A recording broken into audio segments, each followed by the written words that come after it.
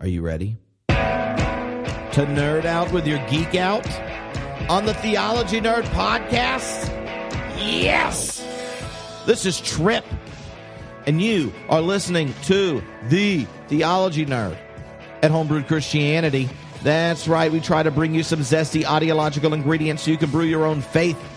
And today on the podcast are two of my friends, Gareth, Higgins, and Brian McLaren. They have two brand new books come out, one a children's book and a grown-up book. You can find out about these books at the7thstory.com. You'll hear about them in this interview, but let's just say there are 6 stories that seek to divide us, and the 7th story seeks to unite us. And that's what we talk about. Before we hop into this conversation, I want to let you know about 2 things. Number 1, my movie, The Road to Edmond, that buddy road trip, spiritually themed on the progressive side comedy, is available for your viewing pleasure this holiday season. Go to JesusLovesOurMovie.com.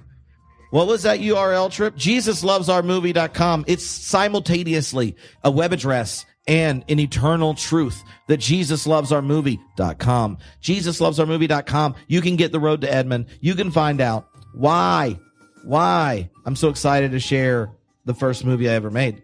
That's basically why I'm excited to share. It's my first movie I've ever made.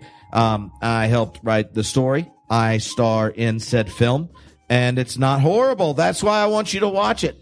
I have heard on the internet that it is horrible, that it is a work of the Antichrist, and seeks to convince you that God indeed loves everyone. So if you're worried about the use of narcotics and potty words, some drinking, really foul religious humor that's funny, though, I think, and being persuaded that God indeed loves everyone while watching a buddy road trip spiritually themed on the progressive side comedy, then don't go to JesusLovesOurMovie.com unless you want to, view it to let people on the internet know how bad it is. Then do go to JesusLovesOurMovie.com. And conveniently, you can watch the movie without spending any money and donating to the cause of propagating this heresy that God indeed made, knows, and loves everyone. You don't have to do that. You can, but if you do like that and like the movie, you can donate to it. But you don't have to. We made the movie, 6 people, $30,000, and we're just trying to pay it off and let people watch it. And people said, I want to share it with people, but they go to a church where you're not allowed to watch said type of movies. So can we share it to them? Boom. Internet. Let's just do it. Last thing, February 1st to 2nd in Chapel Hill, North Carolina, me, Science Mike Morrell, we're hosting a campfire, Cosmic Campfire. You can go to cosmiccampfire.party. That's right, cosmiccampfire.party, and find all about this event. All right? But now, you get to hear from my friends, Gareth and Brian. All right? You ready to talk to them? Because I am. Whoa! Yeah, you are. Thank you. Hello, everybody. This is Trip, and I'm with my friend Gareth and Brian, and they did something that your average person doesn't do. No. They regularly create stuff together. They successfully did something as a team, and it's in a whole new genre for the two. Children's book, Cory and the 7th Story. So how do y'all feel? You feel super accomplished, fellas? I really do. I got to tell you, I've had more emotional pleasure out of these 2,500 words than I have out of 90,000 words in some of my other books. I feel like I'm holding the lost ark here. This is literally the only copy of the dust jacket of the book that exists at present. The first print run is being created as we speak. What I've enjoyed the most about this is I really feel that we're at a moment in history where we need to reawaken the part of the adult brain and heart that deals with wonder, which isn't the same thing as pretending that everything's all right. But it's opening to the notion that it might be worth experimenting with the idea that we live in a friendly universe, because most of us live as if we believe that we live in an unfriendly universe, and that causes us to behave in unfriendly ways toward each other. And if you think that's a woolly, wishy-washy thought, take it up with Einstein, because it was him who said it first.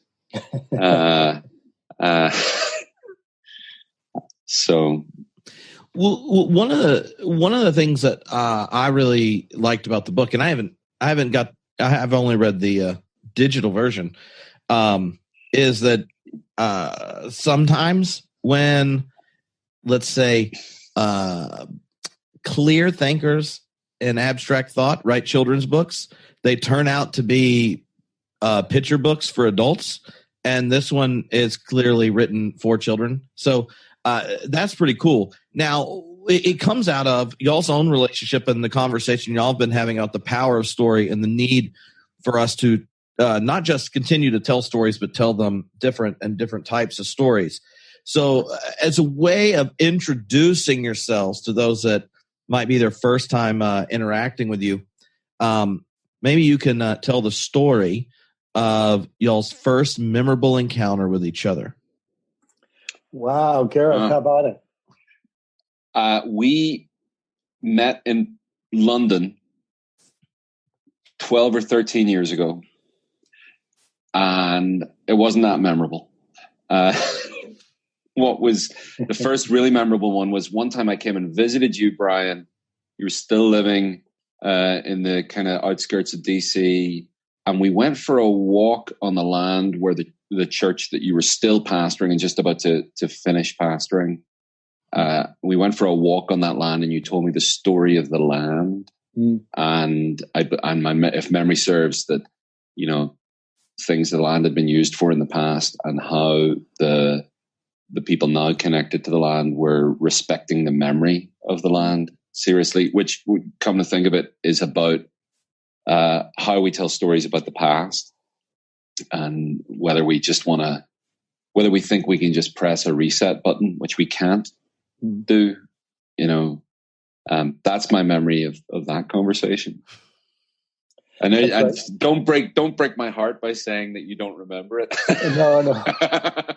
I do remember that conversation. But I couldn't remember if that was before or after. I guess it must have been before. I met you in Belfast once when I was there.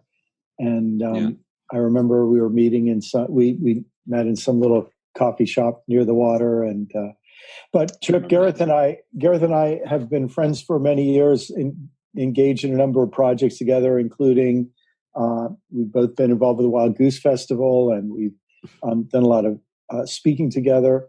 But really, this project kind of came by surprise, really. And I think, Gareth, it's largely, really, you're the catalyst for this project happening.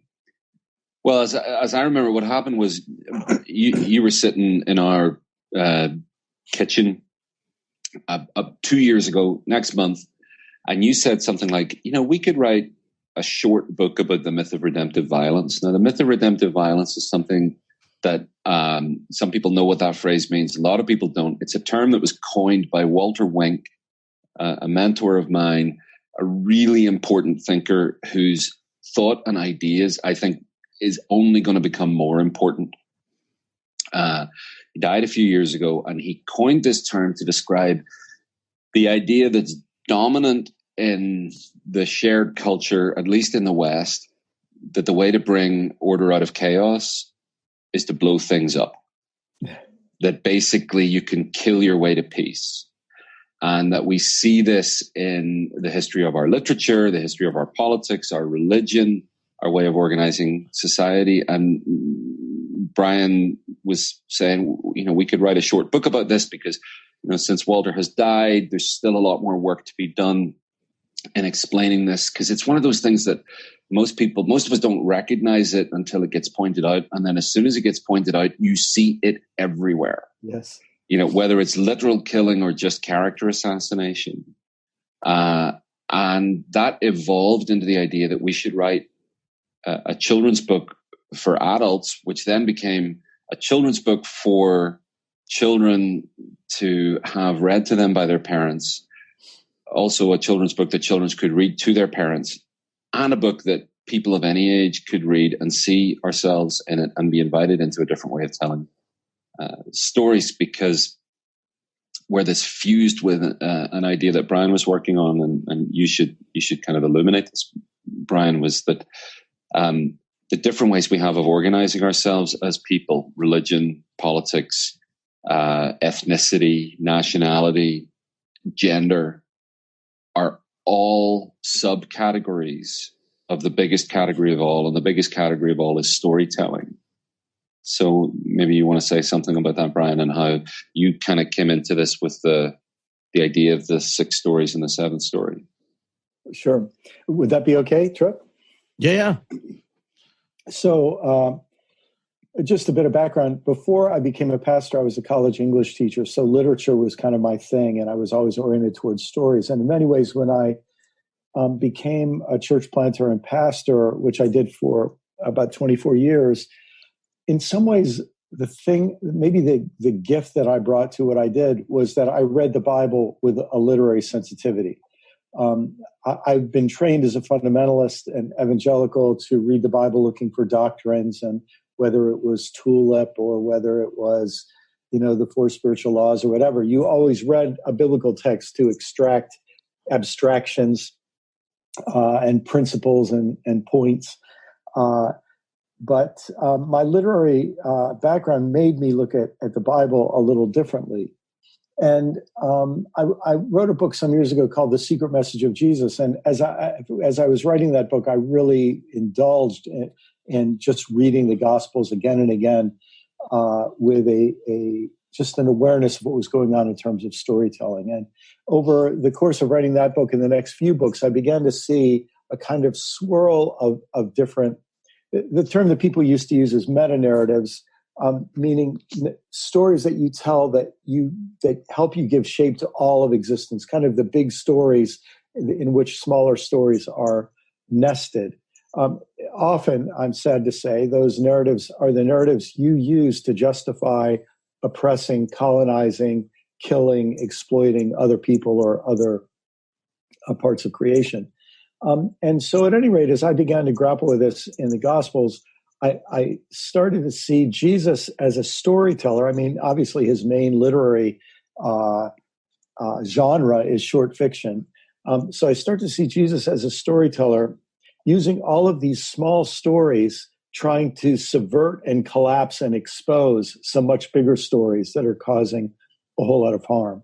And so really that's the basis of this book, Cory and the 7th Story, and the adult companion book that we've written, because what we want to do is expose 6 stories that continually lead to conflict and pain. One of them being this story of redemptive violence, what we call the domination story. Mm-hmm. The idea that if you could just kill all the people who disagree with you, everything would be fine. And 5 other stories that are kind of offshoots of it or go along with it, and contrast that to a story of healing and reconciliation and just understanding ourselves in a different universe. Mm-hmm.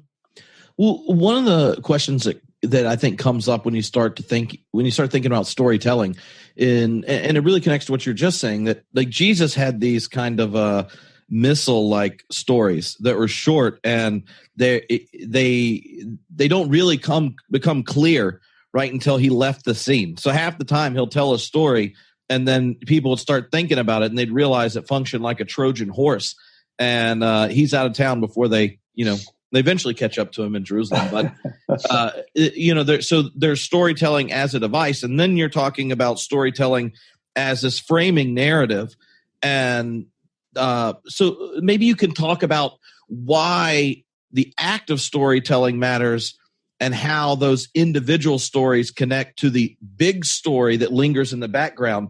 Because, if Gareth started listing off movies of the myth of redemptive violence, we'd be like, yeah, I love that. That's why I like Iron Man. But no, if we just heard the word, if we hadn't read Walter Wink, we're like, a myth of a what? Nah, I don't do myths. I like science. So how does the act of storytelling matter, and how does it connect to the radiant story in the background in culture? Well, it's because we're making up our identities as we go along based on stories that we've been told. Mm-hmm. Most of us are unconscious of this for most of our lives.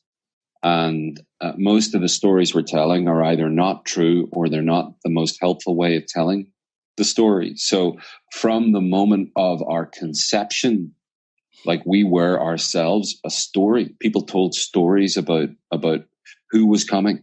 What did this mean? For some of us, our conception was a source of great joy to the people around us. For some of us, our conception was responded to as a challenge, a surprise, or even something more painful. And we've lived with that story, whether it was ever told to us explicitly or not. And then you get born into a family unit, and you get born into a national and an ethnic unit. And there's political stories that have been told to you about who's right, who's wrong. And this is how we make up our identities. If you look at many of the things that you felt as a child that you felt challenged by, don't hang out with that person, or I wouldn't want people to know that, right?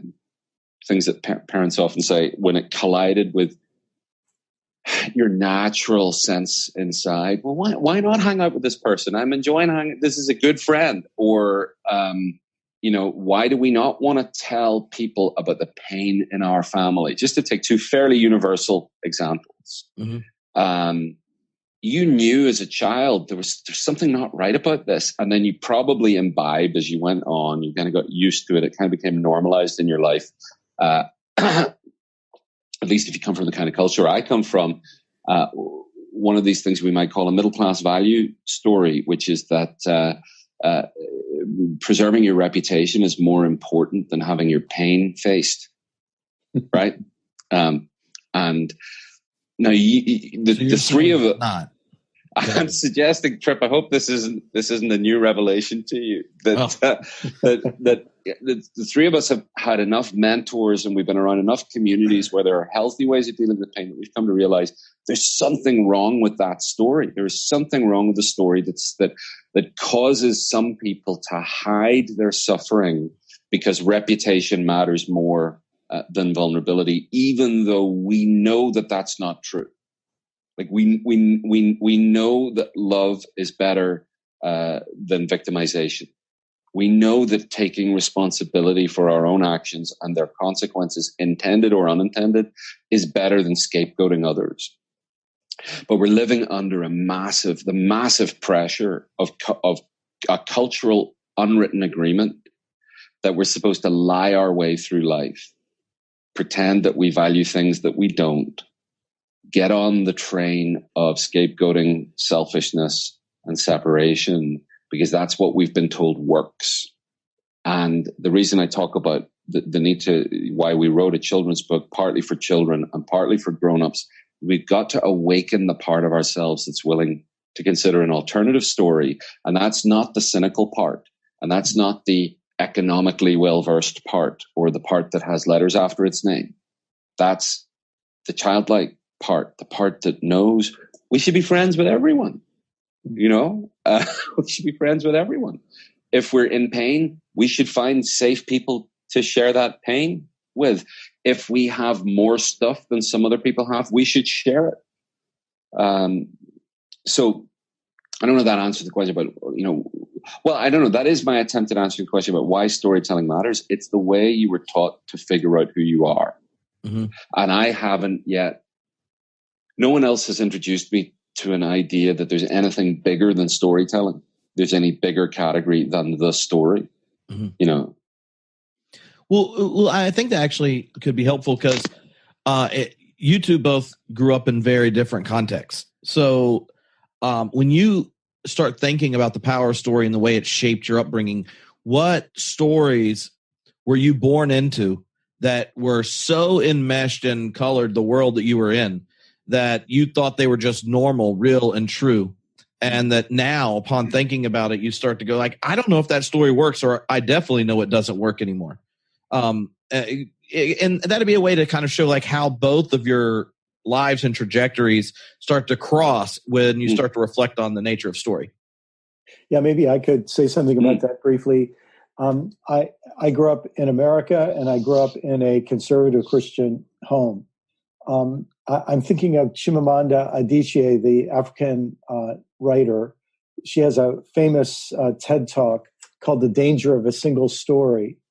And in there, she says something like this: if you want to oppress people, the secret is to tell their story, beginning with secondly. So she said, instead of telling, so you tell the story of the Native Americans shooting bows and arrows at the English colonists, rather than starting the story with the English colonists coming with their guns and plans to take their land. So you always can oppress people if you tell their story and you choose its starting point and you choose its trajectory. Well, that's certainly the case for me as an American. I mean, I grew up as a white kid in a white church. Where I was born, it was all white kids in school. When I was about 6 years old, we moved to the Washington, D.C. area, which suddenly immersed me in multicultural settings, and my playmates were of all different races and ethnicities and so on. But the story I grew up with was a story of white supremacy. I mean, I have to be honest, that was the default story. And white people were good, and any mistakes they made were minor in comparison with the wonderful good things they did. And so the stories, I grew up, I'm old enough that Saturday afternoons, there were black and white movies on television, and cowboy movies were very common. So the Indians were always the props to be shot by a clever cowboy. And so everything about that story I got was a privileged storytelling told from the position of whiteness and white supremacy. We could go on and talk about what it said about men versus women, straight versus gay.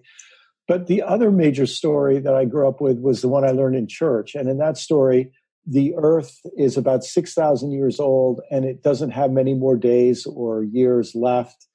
God created it. We were in a garden, and the whole purpose was to have a whole bunch of people get born who would be sorted out into the ones who will go to heaven forever and the ones who will go to hell forever.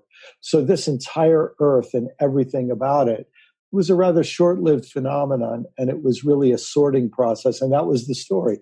In that story, you can do anything you want to the earth. You can suck out all the oil and coal and heat up the environment, because it's just a temporary little setting for another drama about who's going to heaven and who's going to hell. So those two stories put together shaped a huge part of my life. And it's one of the reasons why, as I grew, I had to have that childlike capacity that Gareth talked about to go back and think, maybe this isn't the only story. Maybe I've got to become less knowledgeable, and I have to be open. Well, I think the biblical word for this is repentance, to see life apart from the confines of a single story. Yeah. I mean, I could talk forever about the stories I imbibed when I was younger. I'm just going to name two different dimensions. One, I grew up in the north of Ireland, and until I was 19, there was active civil conflict going on there, and my family was caught up in that and was targeted by it. So one of the stories that I learned was that we were not safe. We were in danger, and we had to protect ourselves, and that it was other people's fault, right? And it wasn't a more belligerent version of that. I wouldn't call it ethnic prejudice. It actually was a practical reality that there were threats against us, but it was kind of like, that Shakespeare says a curse on both their houses. Our family myth, as it were, was that we were somewhat outside this conflict. We weren't like those people who are, the deplorables, deplorables on both sides, that they're fighting it out among themselves, and we're kind of caught in the crossfire. So we're in danger. We're unsafe. It's other people's fault. Another story, and I can pinpoint precisely like the moment I noticed this story. It was Christmas time, 1988. I was 13 years old, and we were watching. My mom and dad and I were watching One Flew Over the Cuckoo's Nest, and my mum said some things to me that explained the concept of empathy. And I remember distinctly having empathy for the Indian character in One Flew Over the Cuckoo's Nest, because, being the Indian in Cuckoo's Nest is about as far away from being a middle-class Protestant Northern Irish person in 1988. It's pretty far away. He is other to me. And I remember my mum just being so moved by his character arc, and me noticing something about there are other people in the world who have real pain, who I don't have any relationship with except at a metaphysical or a kind of a cosmic level. We've never met each other. And then later, we might even have more of a relationship. We might have had a historic relationship. People like me might have done things to the ancestors of people like him. And so what Brian says about starting the story with the word secondly is what, us three, we're white guys. This was what was considered natural, normal, and obvious. Mm-hmm. It's much less obvious to me now because other storytellers have come in to my life. And I think naming those two stories of we're in danger and it's their fault, but also empathy is valuable. Those two stories are in tension with each other, and maybe that's evidence of what I hope to be true, which is that the seventh story of reconciliation and liberation, the seventh story in which people connect with each other and with Earth and the ecosystem and with God or love, is a story that's automatically happening whether we do anything about it or not. And it will surface. It will surface. That it's actually the norm. It's just a matter of noticing it. And then you can engage in conscious practices to make it flourish more. But the seed has already been scattered, and it will grow whether we tend to it or not. It'll grow better if we tend to it, but it can't be stopped. Mm-hmm. So one of the challenges I know a lot of us have is what to do with that experience of finally getting enough distance from the stories you were born into to see what they are, right? And I think that's a relatively new experience for human beings when you think of just the history of humanity. Most of the time, you were born into a collection of stories and died where their veracity was never discussed. They weren't seen as these constructs that a collective society and culture created. They were just how the world is. And you have a place you came from, you have a place you're going, and now you have meaning, purpose, value, community, all set by these stories. And one of the things I constantly interact with are individuals who have been both blessed and cursed by the religious story they were handed. Mm-hmm. They've been both blessed and cursed by the story their nation gives them and the opportunities their nation gives them. And they see at the very heart of these religious and political and cultural stories are like lines of progress and a whole trail of carcasses, just humans that are dismissed and our planet that's being destroyed. And it's so tempting to just give up and opt out or to get cynical and turn away. And one of the things I love about the book that accompanies the kids' book is that there's a strong invitation to resist that yearning, but it's realist about it being there, right? And it recognizes that maybe the step out of that place is a cultivation of this wonder, this awe, this childlikeness of living, this returning to story. Can you describe that experience in your own life, what that disillusionment felt like, and how a story that's in a religion that blessed and cursed you became inspiration and fodder for articulating this alternative? You want to try that first, Gareth? Sure. Yeah. Sure. So there's a guy called John Bell who's part of the Iona community in Scotland. One of the most eloquent hymn writers of our time, a brilliant man, tremendous entertainer as well, if you ever get the chance to have a meal with him. And he said to me once, you can spend the next decade being angry, or you can get on with your life. And this was in response to some early angst about this realization that you're speaking to, that some of the stories I've been brought up with, particularly in the church, not only were they not true, they were fundamentally damaging. They were hurting me as well as hurting other people. What I think I've begun to learn is you can't blame people for believing their thoughts. You really can't. Mm-hmm. You can only assess your own integrity based on what you're doing with what you know. And we're living at a time that is probably unprecedented in terms of access to alternative visions of the world, vis-a-vis just how many people have access to those alternative visions. The vast majority of humans who've ever existed before now never knew there were any alternatives to what they had been raised with. And those who did know might have been expelled from the tribe, might have repressed their feelings in order to stay within the tribe, might have taken their own lives because of despair and not getting out. As a member of the LGBTQ community, I that's an obvious example of, I see a lot of my LGBTQ siblings from the past as being these heroic figures who carried the weight of scapegoating from within the community, and at the same time had this gift that most of the community rejected if it even knew that that gift existed. And many of these people, many of these beautiful people, lived their lives as a burden because nobody ever initiated the gift. Nobody ever said, this thing you're carrying as a curse is not a curse. And we're going to make space and we're going to honor you. So you can't blame people for believing their thoughts. Your integrity is measured based on what you're doing with what you know.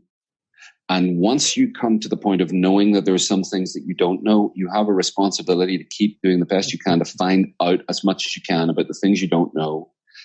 And in the areas where you continue to not know, don't exercise power over anybody else from a place of ignorance, right? Do the best you can. Now, you said there's kind of like, how do you avoid either, I think you said basically despair and inaction or cynicism. Imagine this as a third option. Imagine we hear a lot of people these days say, now more than ever, right? You've heard people saying that, particularly since the US presidential election of November 2016, which is not the only election that's ever happened in human history. And it's not the only one that's ever going to happen. Amazing to note. Now more than ever. I think that's a problematic statement. It suggests that people like us are living with more suffering than we've ever known, and that there's never been such a great crisis in our time. You know, read history. Everybody yearns for the good old days. Everybody thinks things have never been as bad as they are right now. There are clearly certain individuals and groups of people who are being targeted in ways that are different. It's not white men, right? I'm not suffering right now. I would suggest as a third option beyond despair or cynicism, how about for such a time as this, instead of now more than ever? For such a time as this, I was born. I am living in a moment where I actually have options. I have options to rethink my life, to rethink my story, and I may even have a responsibility to do so. And in fact, once I've rethought it and come up with a more truthful story, which we're just presenting the seventh story as one way of thinking about that, a story of connection rather than separation. Once I've rethought it, I have a responsibility to act from that place. So there's not to punish anybody or shame them. But if you're stuck in cynicism or you're stuck in despairing inaction, you may actually be being irresponsible. Mm-hmm. You may be on your way through.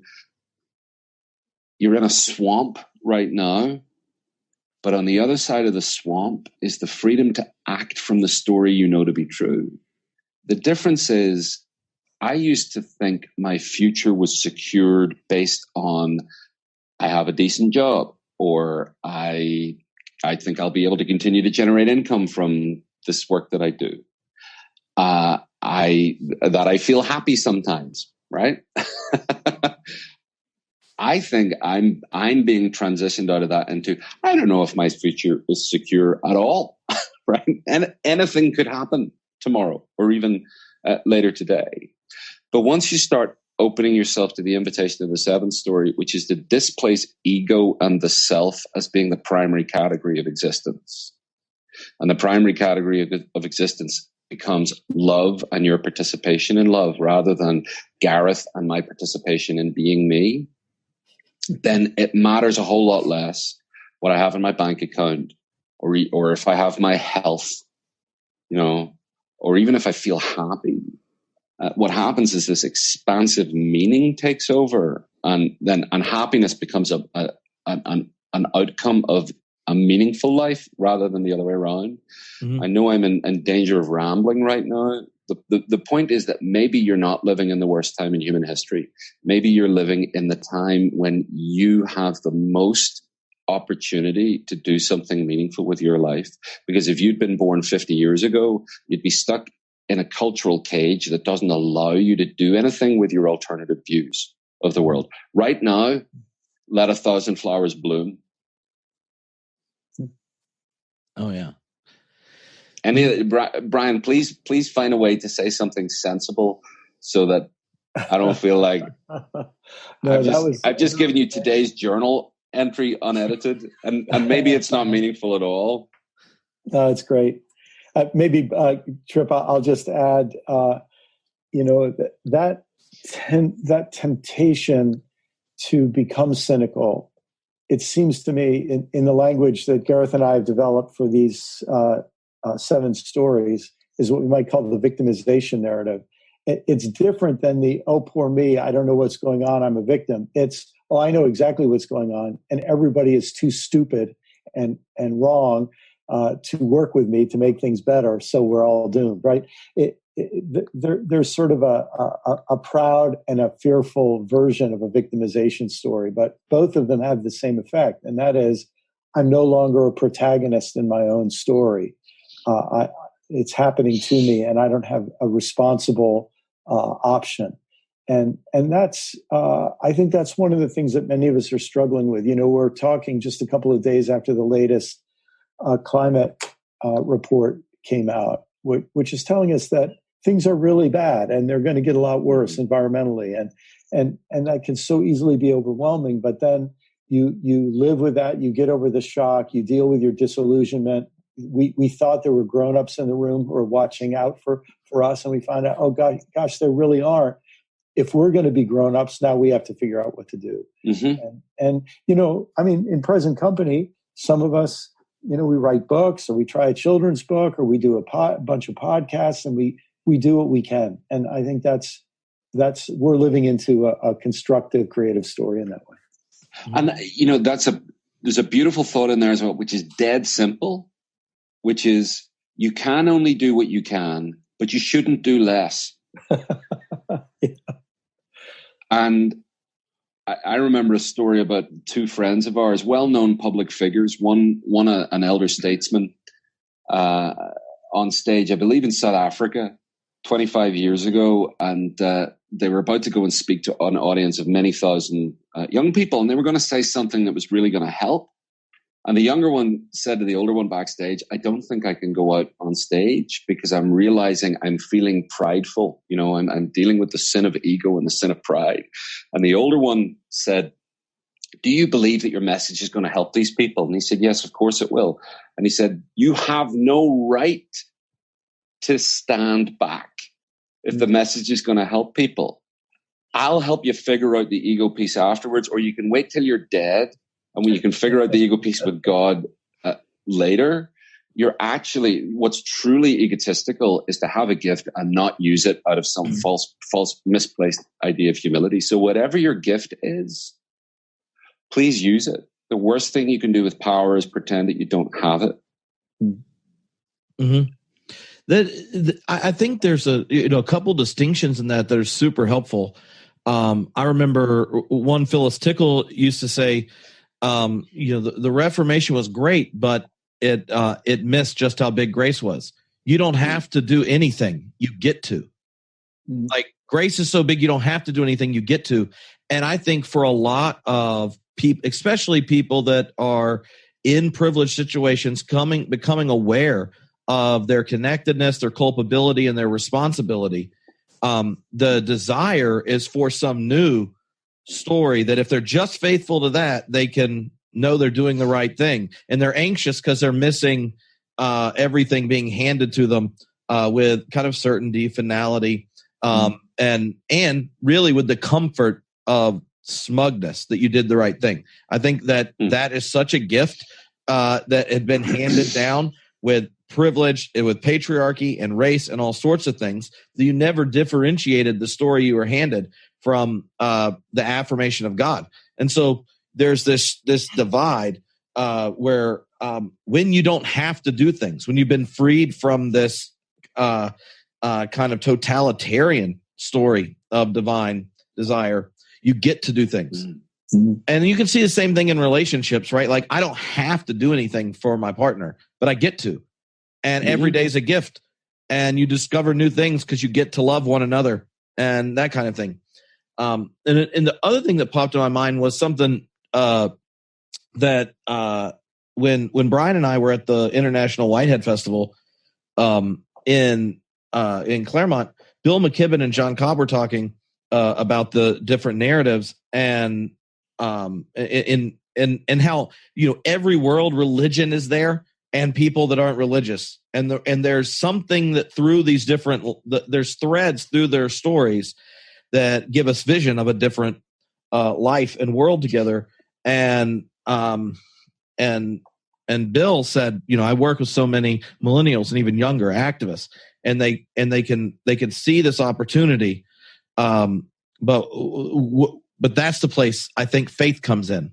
And Cobb said, yes, because faith isn't just seeing it; it's seizing the alternative. Yeah, and it's such a empowering statement that you don't have to, you get to. You can seize the alternative, and the only thing you're responsible for is what you're actually able to do. And so many times people that inherited privilege feel like you're actually responsible for other people.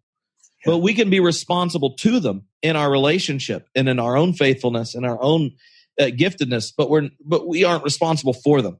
And I think it's that distinction between being responsible for and responsible to that can lead to cynicism and feeling like you don't have the power to act. But you can seize the alternative in what you say and what you do and what you do with your feelings and thoughts. So, I think getting clear on that is really empowering, and that's why the story framework was really helpful for me in the book. One of the questions that came up that I think is worth reflecting on is, how do y'all see the relationship of power and storytelling? Because I think in the 6 stories kind of prior to the alternative of sorts, there you can see different shapes of power, but they all have a certain form that I think is being resisted. Let me briefly name what the 6 stories are. Oh, yeah, that would be good, since you have a dust cover and no one else has read them. That's right. So the 6 stories are all attempts that humans have developed at bringing peace and security, and we call them the domination story, which is really the empire story. I'll bring peace and security by ruling over you. Caesar does it. Darth Vader does it. People do it in their families. Tyrannical bosses do it in their organizations. The second story is the revolution story, the vengeance-based revolution story, which is, I'll get peace and security by overthrowing you, and then I'll rule over you, maybe slightly less badly as you ruled over me, but it's still a domination story in the end. The third story is the isolation story. I want to get away from all of this. I'm going to create a promised land utopia. And of course, when I get there with all my elite, pure people, we're going to start dominating each other and having revolutions. The third story, the purification, and whether this is actual utopian community building or people living in gated communities, or gated communities in our own minds.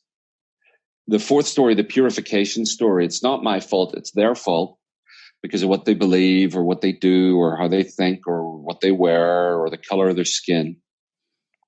And I'm going to build a boundary between me and them. Or maybe I'll just exterminate them to make sure that we've purified ourselves from them.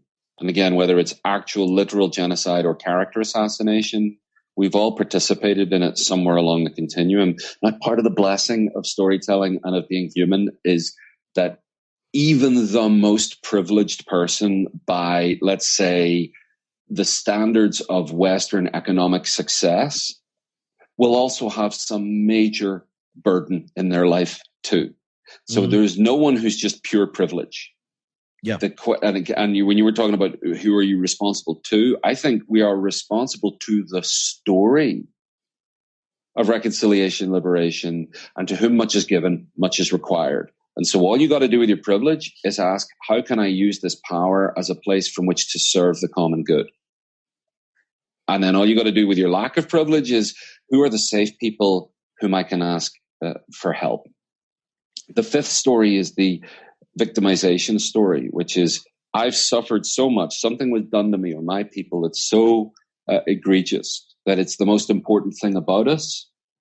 And I'm never going to let go of this wound. And I'm never really going to let this wound heal. And I'm going to hate and resent anybody who may have participated or even be connected to the people who participated in causing this wound.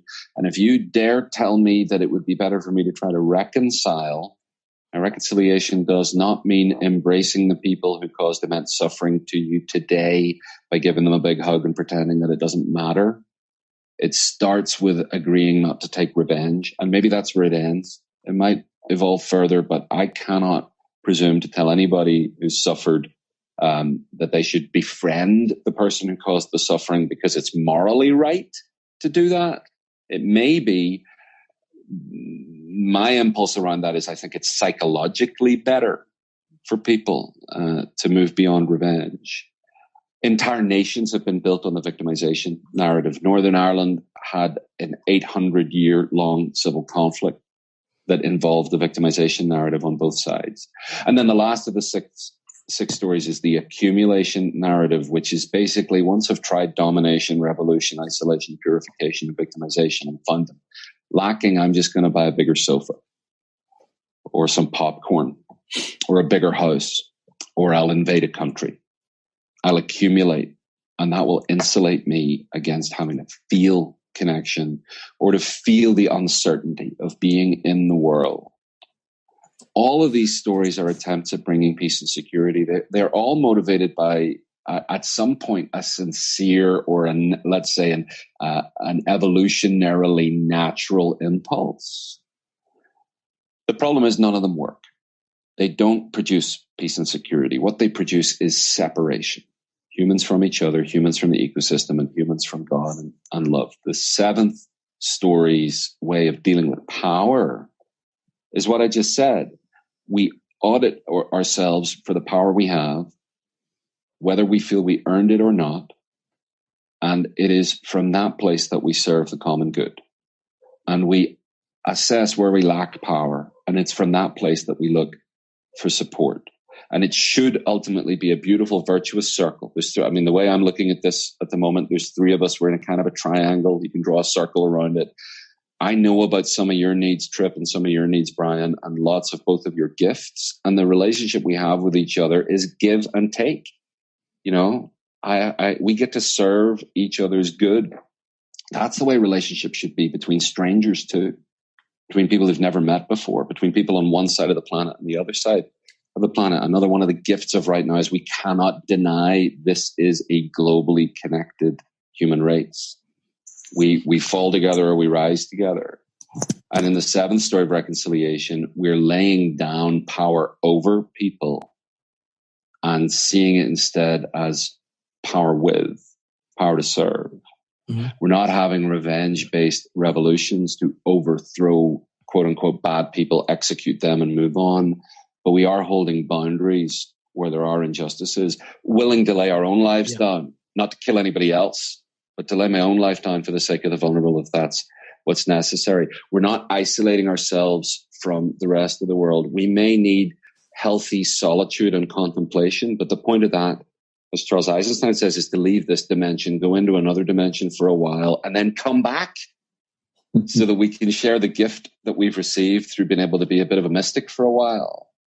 And you know, this and the same, the other three stories for purification, for victimization and accumulation, it's all about not lording it over other people or getting as much as we can for ourselves, but realizing the self isn't as important as we used to think it was.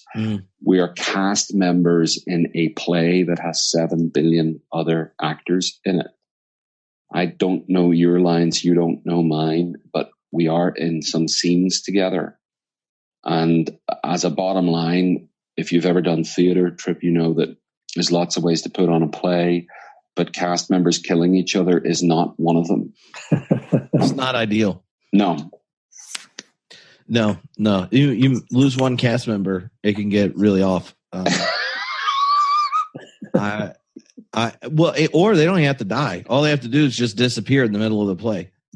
I was doing Othello, and Othello got the flu, and I was on stage waiting for Othello's arrival.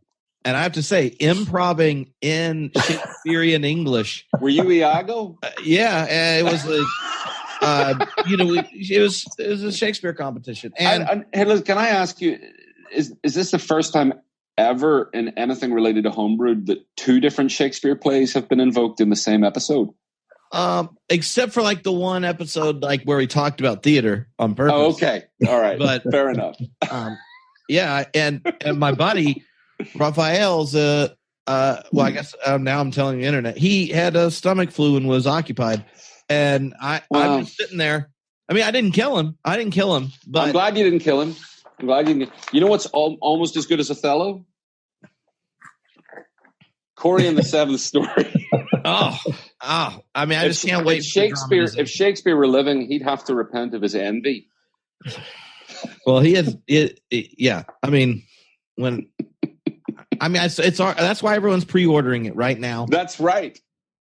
They're pre-ordering at the 7thstory.com, a website that William Shakespeare set up himself in the 1560s, ready to go live in October 2018. Yeah, we can't like confirm it absolutely.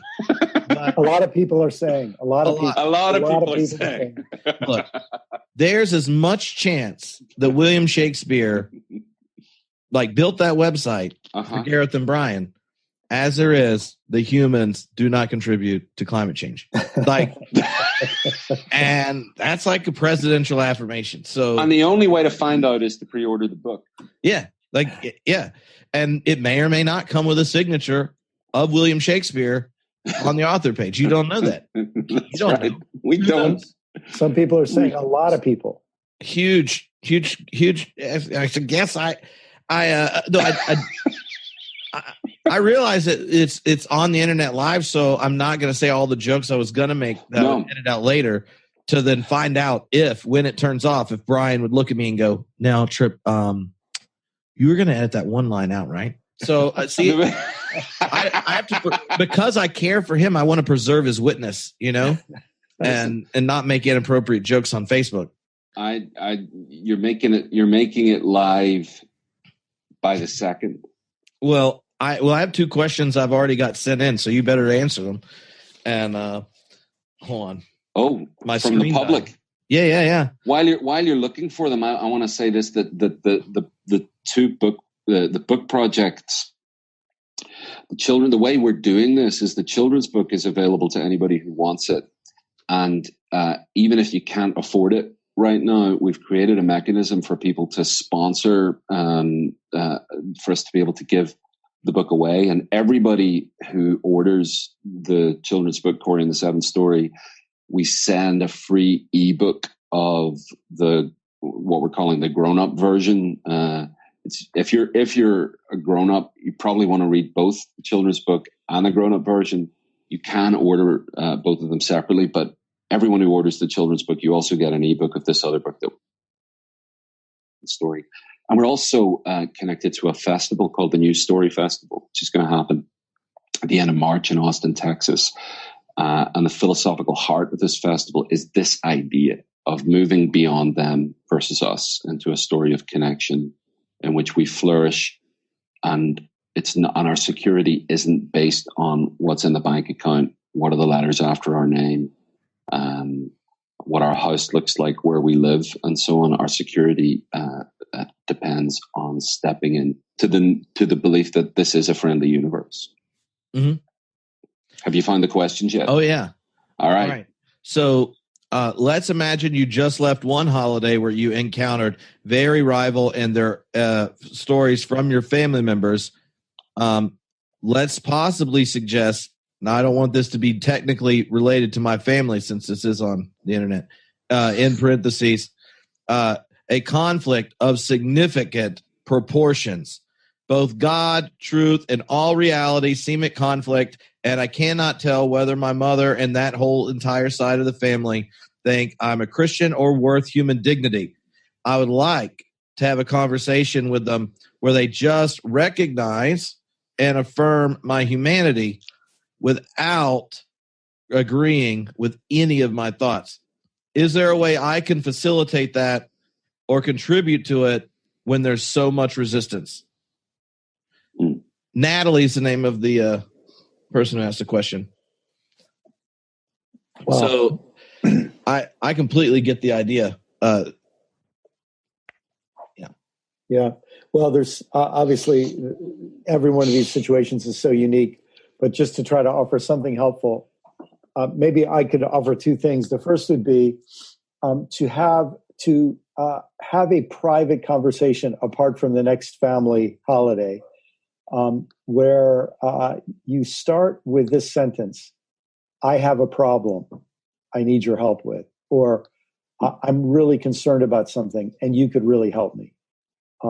And then instead of framing the situation as, Mom, you have a problem and so do all your relatives, I have a problem. I'm really feeling anxious about coming home for Christmas because things got pretty hot before. And I wonder if you could help me find a way for me to be there and be myself without having to feel I'm either under attack or about to get into an argument. A conversation like that happens offline privately could go badly, but it also opens up the possibility for something to go well. So that'd be my first suggestion. My second suggestion would be to just keep this little sentence in your back pocket at Christmas. It would be, wow, I see that differently. And then, somebody can say, why do you see that differently? You can say, I don't need to go into it now. I just need you to know I see it differently. That way you come into it with your plan to articulate your own space, but without having to infringe on anybody else's. I love that. And you've said that to me often, Brian, when you say, I see that differently, what's genius about that is you're not saying to the other person, you're wrong. Yeah. Right? I mean, you are. But that's not it's not what has to be heard. I see that differently. And maybe there's an opportunity some other time to talk about why. One other thing, Natalie, I would say to you, and thank you for your question, is, there's a lot of situations in our life that are reliably stressful. Ones that we can predict there's going to be stress. And I've found real help from a teacher of mine called Byron Katie. You can find her work it's the most easily memorable website address for anyone wanting to do work, because the website is thework.com. And Byron Katie teaches, maybe you already know her work.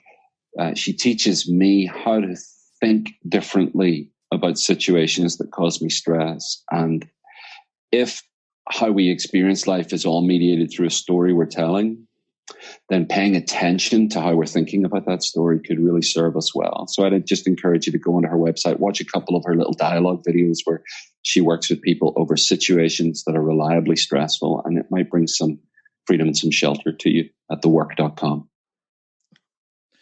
All right. Andrew said, a children's book is telling a story in a very particular type of medium. If you were wanting to communicate what you're communicating in the seventh story through another medium, which one would each of you pick? And how would you imagine telling it? Are we getting multiple choice? I don't know. I can't tell. I don't know. I've always been a huge fan of silent interpretive dance mime on the left bank in the 1920s. So we'd need a time machine to go back to Paris. But failing that, I hope that Cory and the Seventh Story will become an animated short film at some point. Movies are my they're my most favorite way of experiencing story being told. I'm not myself a filmmaker.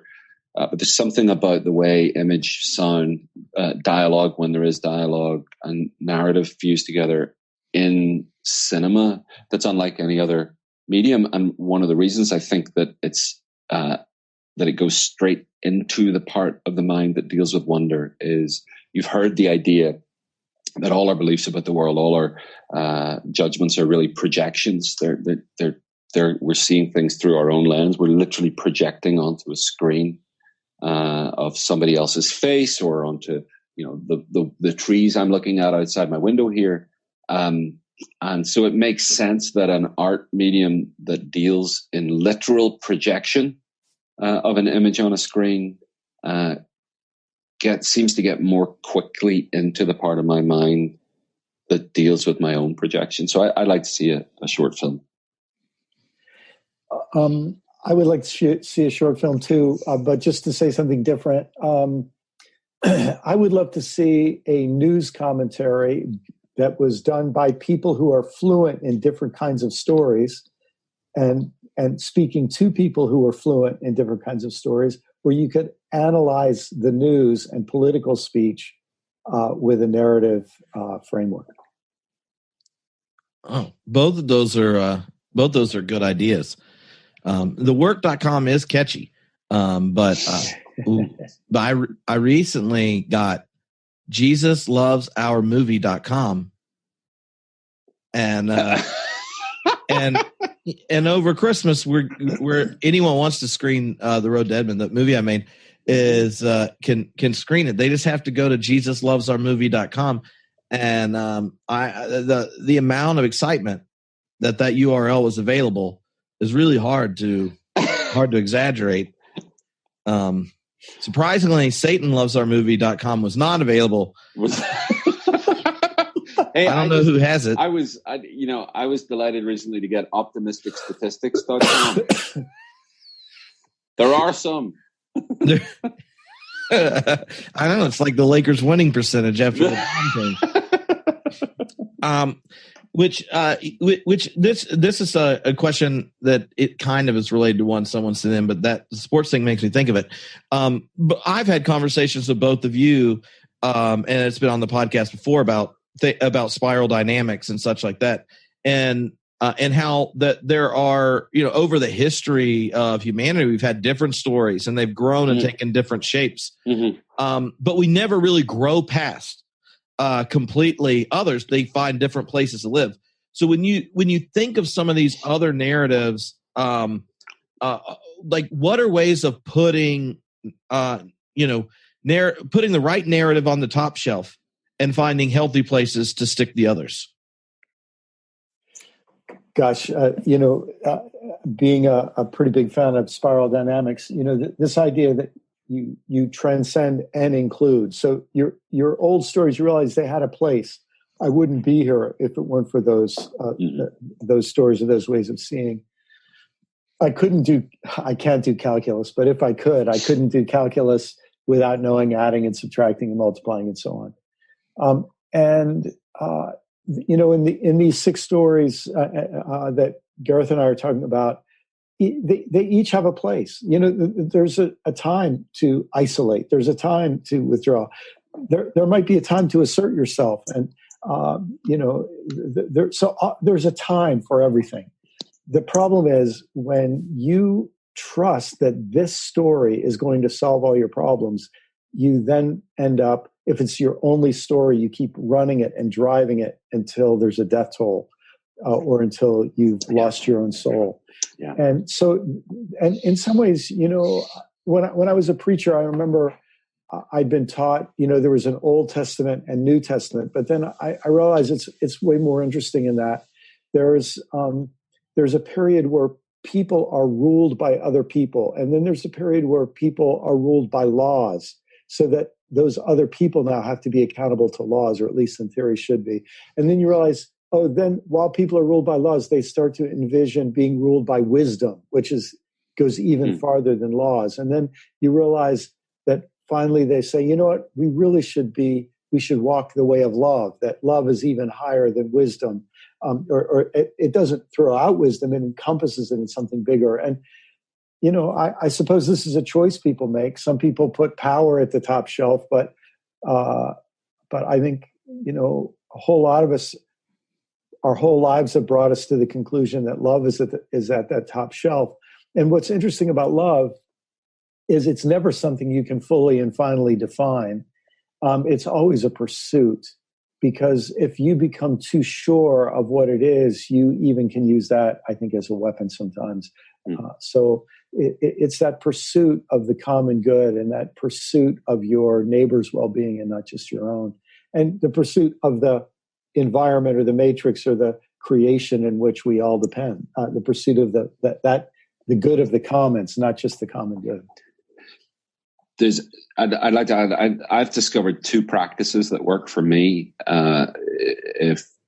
If you're talking about how to ensure or to work toward the seven story being the core story, the first is breathing more slowly, and maybe even doing that for 5 minutes a day. That's all that meditation is. It's just bringing your focus back to the breath. It doesn't require religious belief. Breathing more slowly. It occurred to me recently that I wouldn't go a day without eating unless I was consciously fasting, and I don't do that very often. I wouldn't go a day without sleeping, and I wouldn't go a day without having a shower. All the wisdom traditions in human history suggest that some form of reflective practice is as necessary as eating and sleeping. Mm-hmm. And it's just a matter of scheduling it and starting with 5 minutes. The second thing is I've been part of these circles that meet, that ask 4 questions when we meet. The minimum number of people you need in these circles is 3 people. Because 2 people is a friendship, 3 people is a community. And you can probably go up to about 8 or 10 people and it'd still be meaningful. 4 really easy questions. And these are on the Porch Magazine's website if people want to have a look at them. The first question is, what's coming alive in you, or what's life-giving to you right now? The second question is, what's draining you right now, or challenging you, or taking your life away? These are ways of getting connected with our friends and also getting a clear sense of what's really going on in our lives. And then the third question is, how is your purpose for the common good showing up? If you think about the way we think about purpose, it's often about selfish ambition. I want to be in a job that's paying this amount of money, for instance. I think we need to recalibrate our understanding of purpose to, for such a time as this, like I said earlier, what am I here for? What's the gift that I have? The gift that I have is connected to my wound. How can I use it to heal the world around me within my sphere of influence? And it's really good to get clear about that. And there's tools out there that can help you get clear on what your vocation is in the world. What's your particular gift for the world's need? And it's really good to check in every week or two with people who know you well and say, this is how I'm leaning into that. This is how I'm running away from it. This is how I'm struggling with it.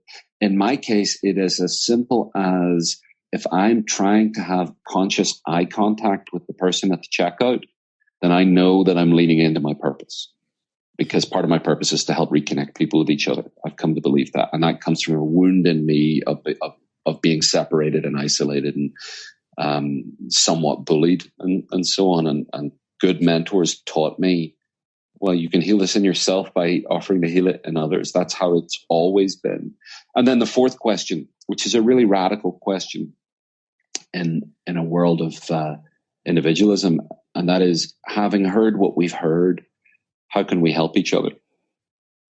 And this can be practical help, like I need a babysitter. It can be existential help, like I'm having a crisis of faith and need someone to go for a walk with me. It can be really profoundly economically upending help, like I have no money and nowhere to live. Can this community support me for a while? It's 4 really simple questions, and they've come to mean to me as much as eating and sleeping and taking a shower every day. They're just part of what I think they're a variation on what human beings have always done, and at least functioning human beings have always done. And if the third question about purpose is not about your selfish ambition, but what you're called to do for the common good, you'll stay on the right track. Mm-hmm. Well, that was great. But, you know, why don't you remind everyone where to go on the internet and how they can find everything, and how they too can get a copy of The Seventh Story, signed by William Shakespeare. William Shakespeare's signed copies may or may not be available from the7thstory.com. Not the 6th story or the 8th story. Is 7 spelled or number? All one word, the7thstory.com. And you can go to brianmclaren.net or garethhiggins.net to find out more about us as individuals, and newstoryfestival.com as well. But the7thstory.com is the one we want to encourage you to go to. If you can afford the book, we'd love you to pre-order. If you can afford lots of copies, we'd love you to pre-order lots of copies.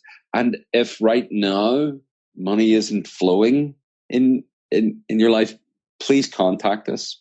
We want to share the book with you, whatever your resources happen to be.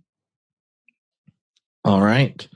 And Brian, we will be joined by some friends in a couple weeks to talk about storytelling and parenting. Oh, so important. Yeah. And if you don't like kids, you don't have to attend that one. Or maybe you really should. Gareth, why are you laughing? Why? I'm just saying. It's just the level of it's no wonder to me that you were once a Shakespearean actor. Oh, well, the level of elegance in your last statement is what can I say? Only you could do that.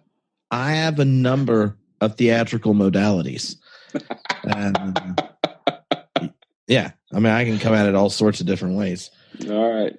Yeah, I may even use Elizabethan English during the entire Parent podcast. I'll just use the accent. You just have to come find out. That may or may not happen. Just like William Shakespeare's presence. You know what's scary about that? Because I grew up in a fundamentalist setting where the King James Bible was always read. When I was about 8 years old, I probably could have engaged in Elizabethan conversation. That's impressive. I mean, I've lost my bilinguality now. So, well, I know. And I'm sure somewhere on the internet they'll let you know why that's a problem. I see. I was self-editing. Wow. See, it's really nice spending this afternoon with you. Having grown up in Europe, obviously I know everything. Yeah, and so I look forward to seeing the two of you grow. That's good. And I just want to encourage you to become all you can be. So good. Until next time. Pleasure being with you, Trip. Pleasure being with you. Thank you for having us. Thank you for having us. See you. Bye.